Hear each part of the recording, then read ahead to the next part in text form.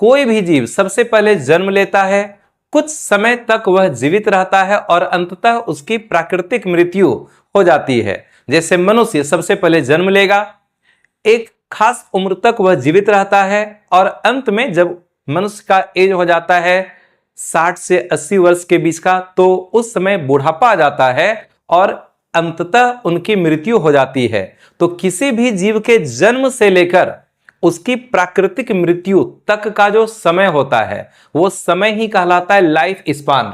किसी भी जीव के जन्म से लेकर के उसकी प्राकृतिक मृत्यु तक के समय को ही कहते हैं लाइफ स्पान।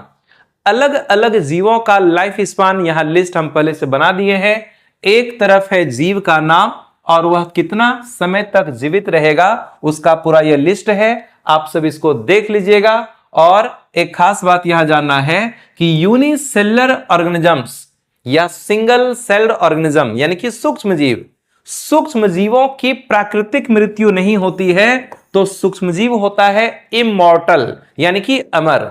सूक्ष्म जीव के जीवन का अंत होता है, लेकिन सूक्ष्म जीव के जीवन का अंत मृत्यु के रूप में नहीं होता है। सूक्ष्म जीव जब मरने वाला रहता है, यानी कि जब सूक्ष्म जीव का आयु पूरा हो जाता है, तो वह मरने के बदले विभाजन करके एक से दो सूक्ष्मजीव का निर्माण कर लेता है। यानी कि एक सूक्ष्मजीव विभाजन करके दो नए सूक्ष्मजीव का निर्माण कर लेगा, पुराना शरीर रहेगा ही नहीं, यानी कोई डेड बॉडी हमको यहां पर नहीं दिखाई पड़ेगा। तो मरने से पहले सूक्ष्मजीव विभाजन करके दो नया सूक्ष्मजीव का निर्माण कर लेता है। इसलिए हम कहते हैं कि सूक्ष्म जीवों की प्राकृतिक मृत्यु नहीं होती है और बाकी जितना भी जीव है सभी के जीवन का अंत मृत्यु के रूप में होता है।